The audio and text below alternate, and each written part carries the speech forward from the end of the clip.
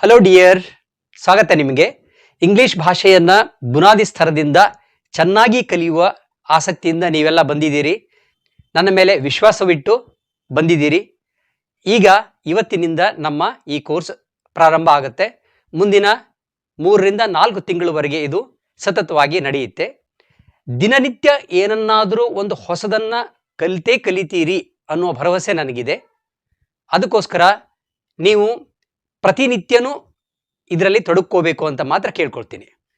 ಇನ್ನು ಪ್ರತಿದಿನನೂ ಹೊಸದೇನಾದರೂ ಕಲಿತಿರೋದ್ರಿಂದ ಅದನ್ನ ಮತ್ತೆ ಮರೆಯುವ ಸಂದರ್ಭ ಇರುತ್ತೆ. ಆಮೇಲೆ ಈ ವಿಡಿಯೋಸ್ ಏನು ನೋಡ್ತಾ ಇದ್ದೀರಿ, ಇವು ಕಾಮಿಡಿ ವಿಡಿಯೋಗಳಲ್ಲ ಅಥವಾ ಯಾವುದೋ ಒಂದು ಸಿಂಪಲ್ ವಿಡಿಯೋಗಳಲ್ಲ. ಇವು ಕಲಿಕೆಯ ವಿಡಿಯೋಗಳು. ಇಲ್ಲಿ ಕ್ಲಾಸ್ ಇದ್ದಂಗೆ ಇದು. ಸೊ ಕ್ಲಾಸಿಗೆ ಹೋಗ್ಬೇಕಾದ್ರೆ ಏನು ಇಲ್ದಂಗಂತೂ ಹೋಗಲ್ವಲ್ಲ. ಅದಕ್ಕೆ ಈಗ ನೀವೇನು ಮಾಡಬೇಕು, 2 ನೋಟ್ಬುಕ್ಗಳನ್ನು ಮಾಡಿದರೆ ಬಹಳ ಒಳ್ಳೆಯದು. ಒಂದು ನೋಟ್ಬುಕ್ಕು ನೀವು ನಾನೇನನ್ನು ಸೆಂಟೆನ್ಸನ್ನು ಕಲಿಸ್ತಾ ಹೋಗ್ತೀನಿ ಅದನ್ನು ಮಾಡಲಿಕ್ಕೆ ಒಂದು. ಇನ್ನೊಂದರಲ್ಲಿ ಹೊಸ ಶಬ್ದಗಳನ್ನೇನು ಕಲಿತೀರಲ್ಲ ಅವೆಲ್ಲವನ್ನು ನಮೂದು ಮಾಡ್ಕೋಬೇಕು, ಬರ್ಕೋಬೇಕು ಅವನ್ನ. ಇಲ್ಲ ಅಂದರೆ ಕೆಲವೇ ದಿನದಲ್ಲಿ ಮತ್ತೆ ಅವು ಮರ್ತು ಹೋಗ್ತವೆ. ಕಲ್ತಿದ್ದನ್ನು ಮರೆತರೆ ನಮ್ಮ ಸಮಯ ವೇಸ್ಟ್ ಆಗುತ್ತೆ. ನೀವು ಯಾವಾಗ ಫೋನನ್ನು ಕೈಗೆ ತಗೊಂಡ್ರಿ, ವಾಟ್ಸಪ್ಪನ್ನು ಓಪನ್ ಮಾಡಿದ್ರಿ ಅಂತಂದರೆ ಈ 2 ನೋಟ್ಬುಕ್ಗಳು ಮತ್ತು ನಿಮ್ಮ ಪೆನ್ನು ರೆಡಿಯಾಗೇ ಇರಬೇಕು. ಆ ಥರ ಮಾತ್ರ ಕಲ್ತ್ರೆ ಇದು ಒಳ್ಳೆಯದು. ಇಲ್ಲ ಅಂತಂದರೆ ಮಾಡಿ ಏನು ಪ್ರಯೋಜನ ಆಗಲ್ಲ. ಸೊ ಈಗ ನಾನು ಅತ್ಯಂತ ಬುನಾದಿ ಸ್ತರಕ್ಕೆ ಹೋಗಿ ನಿಮಗೆ ಕೆಲವೊಂದು ವಿಷಯಗಳನ್ನು ಇಲ್ಲಿ ಪ್ರಸ್ತಾಪ ಮಾಡ್ತೀನಿ. ಎಷ್ಟೋ ಜನ ಸ್ಟೂಡೆಂಟ್ಸ್ ಭಾಳ ಅಮಾಯಕತೆಯಿಂದ ಕೇಳ್ತಾರೆ, ಸರ್ ಈ ಆ್ಯಮ್ ಅಂದರೆ ಏನು ಸರ್, ಈಸ್ ಅಂದರೆ ಏನು ಸರ್, ಆರ್ ಅಂದರೆ ಏನು ಸರ್ ಅಂತ ಕೇಳ್ತಿರ್ತಾರೆ. ಅದಕ್ಕಿಂತ ಮುಂಚೆ ನಿಮ್ಗೆ ಬೇಕಾಗಿದ್ದು ಬಿ. ಇದು ಬೇಕು ಆ್ಯಕ್ಚುಲಿ. ಈಗ ನಿಮಗೆ ಬಿ ಅನ್ನುವ ಶಬ್ದದ ಅರ್ಥ ಕೆಲವರಿಗೆ ಗೊತ್ತಿರಬಹುದು, ಕೆಲವರಿಗೆ ಗೊತ್ತಿಲ್ಲದೆ ಇರಬಹುದು. ಈಗ ಅಲ್ಲಿಂದ ಶುರು ಮಾಡೋಣ. ಬಿ, BE ಇದು ಮೂಲ ಶಬ್ದ. ಇದರ ಅರ್ಥ ಇರು ಅಂತ. ಆಮೇಲೆ ಆಮ್, ಈಸ್, ಆರ್ ಇವು ಪ್ರೆಸೆಂಟ್ ಟೆನ್ಸ್ನಲ್ಲಿ ಉಪಯೋಗ ಮಾಡ್ತಕ್ಕಂಥ ಅದರದೇ ರೂಪಗಳವು. ಹಾಗಾದ್ರೆ ಏನಿದು? ಈಗ ಇರು ಅಂತ ಅಷ್ಟೇ ತಗೊಳ್ಳೋಣ. ಇರು. ಈಗ ಸಿಂಪಲ್ ವಾಕ್ಯ ಹೇಳ್ತೀನಿ. ಮೊದಲು ಫಸ್ಟ್ನೇ ವಾಕ್ಯ ನೀವು ಇವತ್ತು ಕಲಿತಿರೋದು ಸಿಂಪಲ್ ವಾಕ್ಯ. Be honest. ಆನೆಸ್ಟ್ ಅಂದರೆ ಪ್ರಾಮಾಣಿಕ ಅಂತ. ಸೊ ಬಿ ಆನೆಸ್ಟ್ ಅಂದರೆ ಪ್ರಾಮಾಣಿಕನಾಗಿರು, ಇರು. B in time. ಯಾವುದೋ ಒಂದು ಕಾರ್ಯಕ್ರಮಕ್ಕೆ ಬರಲಿಕ್ಕೆ ಹೇಳಿರ್ತೀವಿ, ಸಮಯಕ್ಕೆ ಸರಿಯಾಗಿ ಬರ್ರಿ ಅಂದರೆ ಸಮಯದ 10 ಗಂಟೆ ಕೊಟ್ಟರೆ 10 ಗಂಟೆ ಒಳಗೆ ಬರ್ರಿ ಅಂತ ಹೇಳಬೇಕಾದ್ರೆ ಏನು ಹೇಳಬೇಕು? ಬಿ ಇನ್ ಟೈಮ್ ಅಂತ. ಬಿ ಹಿಯರ್, ಇಲ್ಲಿ ಇರು. ಬಿ ದೇರ್, ಅಲ್ಲೇ ಇರು, ಅಲ್ಲಿ ಇರು. Be there. ನೋಡಿ, ಇದೆ ಬಿ ಅಂದರೆ ಇರು ಅಂತ ಅರ್ಥ ಆಯಿತು. ಹಾಗಾದ್ರೆ ಈಗ ಇವು ಏನು?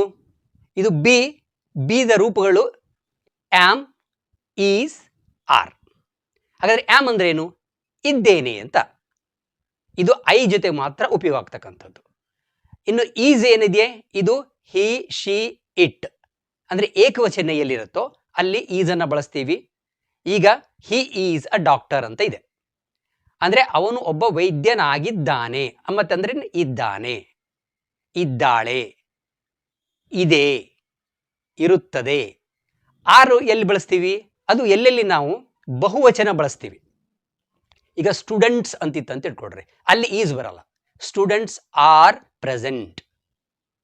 ಸ್ಟೂಡೆಂಟ್ಗಳು ಹಾಜರಿದ್ದಾರೆ. ನೋಡಿ, ಇದ್ದಾರೆ. ಇನ್ನು ಇದನ್ನೇ ನಾವು ಪಾಸ್ಟ್ ಟೆನ್ಸ್ ಅಲ್ಲಿ ಹೇಳಬೇಕಂದ್ರೆ ಭೂತಕಾಲದಲ್ಲಿ ಮಕ್ಕಳು ಇಲ್ಲಿ ಇದ್ರು ಅಂತ ಹೇಳ್ಬೇಕು ನಾನು. ಅವಾಗ ಏನು ಹೇಳ್ತೀನಿ? ಸ್ಟೂಡೆಂಟ್ಸ್ ವರ್ ದೇರ್ ಅಂತ ಹೇಳ್ತೀನಿ. ವಿದ್ಯಾರ್ಥಿಗಳು ಇದ್ದರು ಅಂದ್ರೆ ಈಗಿಲ್ಲ. ಶಿ ವಾಸ್ ಪ್ರೆಸೆಂಟ್, ಅವಳು ಹಾಜರಿದ್ದಳು. ಶಿ ವಾಸ್ ಅಂದ್ರೆ ಏಕವಚನಕ್ಕೆ ವಾಸ್ ಅನ್ನ, ಬಹುವಚನಕ್ಕೆ ವರ್ ಅನ್ನ ಭೂತಕಾಲದಲ್ಲಿ ಬಳಸ್ತೀವಿ. ಅಂದ್ರೆ ಅದು ಕೂಡ ಬೀದ ರೂಪವೇ. ಮತ್ತೆ ಮುಂದೆ ಇದನ್ನ ಬಹಳಷ್ಟು ಸೆಂಟೆನ್ಸ್ಗಳು ಬರ್ತಾ ಹೋಗುತ್ತೆ. ಈಗ ನಾನು ಒಂದು ಲಿಸ್ಟ್ ಆಫ್ ಸೆಂಟೆನ್ಸ್ ಕೊಡ್ತೀನಿ. ಈಗ ಇದರಲ್ಲಿ ಕೆಲವೊಂದನ್ನು ನಾನೇ ಹೇಳ್ತೀನಿ. ಕೆಲವು ಶಬ್ದಗಳನ್ನು ನೀವು ಡಿಕ್ಷನರಿಯಿಂದನೋ ಅಥವಾ ಮೊಬೈಲ್ ಫೋನ್ನಲ್ಲಿ ನಿಮ್ಮ ಗೂಗಲ್ ಕ್ರೋಮಿಗೆ ಹೋಗಿ ಗೂಗಲ್ನಲ್ಲಿ ಹುಡುಕಬೇಕು. ಓಕೆ, ಎಲ್ಲವನ್ನೂ ಇನ್ನೊಬ್ಬರೇ ನಮಗೆ ಹೇಳಬೇಕು ಅಂತ ಇನ್ಮೇಲೆ ಇಟ್ಕೋಬಾರ್ದು. ದೊಡ್ಡವರಾಗಿದ್ದೀರಿ, ಈಗ ಹುಡುಕುವುದನ್ನು ಕಲಿಬೇಕು. ಬಿ ಹ್ಯಾಪಿ, ಸಂತೋಷದಿಂದ ಇರು. ಬಿ ಕ್ವಿಕ್, ವೇಗವಾಗಿರು. ಬಿ ಕೇರ್ಫುಲ್, ಎಚ್ಚರದಿಂದ ಇರು. ಬಿ ಪಂಕ್ಚುವಲ್, ಸಮಯಕ್ಕೆ ಸರಿಯಾಗಿ ಬರುವುದನ್ನು ರೂಢಿಸಿಕೋ. ಬಿ ಗುಡ್ ಟು ಅದರ್ಸ್, ಬೇರೆಯವರಿಗೆ ಒಳ್ಳೆಯವನಾಗಿರು. ಬಿ ಪ್ರೌಡ್ ಆಫ್ ಯು, ನಿನ್ನ ಮೇಲೆ ನಿನಗೆ ಹೆಮ್ಮೆ ಇರಲಿ. Be true to yourself, ನಿನಗೆ ನೀನೇ ಸತ್ಯವಂತನಾಗಿರು. ಬಿ ಎನ್ ಐಡಿಯಲ್ ಸ್ಟೂಡೆಂಟ್, ಒಬ್ಬ ಆದರ್ಶ ವಿದ್ಯಾರ್ಥಿ ಆಗಿರು. ಇದಾದ ನಂತರ ನನ್ನ ಚಾನಲ್ನಲ್ಲಿ ಇರ್ತಕ್ಕಂಥ ಬೇಸಿಕ್ ಇಂಗ್ಲಿಷ್ ಕೋರ್ಸ್ ಅಂತ ಏನಿದೆ, ಆ ಕೋರ್ಸ್ನ 8ನೇ ವಿಡಿಯೋನ ನಾನು ಇಲ್ಲಿ ತಗೊಳ್ತಾ ಇದ್ದೀನಿ. ಈ ಹಿಂದೆ ಇರ್ತಕ್ಕಂಥವು 1, 2, 3, 4 ಏನಿದಾವಲ್ಲ, ಈ ಭಾಗಗಳಲ್ಲಿ ಯಾರಿಗೆ ಓದಲಿಕ್ಕೆ ಬರಲ್ವೋ, ಆಮೇಲೆ ಬರೀಲಿಕ್ಕೆ ಬರಲ್ವೋ ಅವರು ಬೇಕಾದರೆ ಅಲ್ಲಿಂದ ಬನ್ನಿ. ನೀವು ಈ ಸದ್ಯಕ್ಕೆ ಇವತ್ತಿನಿಂದ ನೀವು ಓದಲಿಕ್ಕೆ ಬರೀಲಿಕ್ಕೆ ಬರುತ್ತೆ ಅಂದುಕೊಂಡು ಇಲ್ಲಿಂದ ನಾನು ಹೋಗ್ತಾ ಇದ್ದೀನಿ. ಓಕೆ, ಈಗ ನಾನು 8ನೇ ವಿಡಿಯೋನ ಕೊಡ್ತೀನಿ. ಇದರಲ್ಲಿ ಏನಿದೆ ಅಂತ ನೀವೇ ನೋಡ್ಕೊಳ್ಳಿ. ಆಮೇಲೆ ಅದರಲ್ಲಿ ಏನು ಹೇಳಿರ್ತೀನೋ ಅದನ್ನು ನೀವು ಮಾಡಿ. ಇದು ಇವತ್ತಿನ ಕೆಲಸ.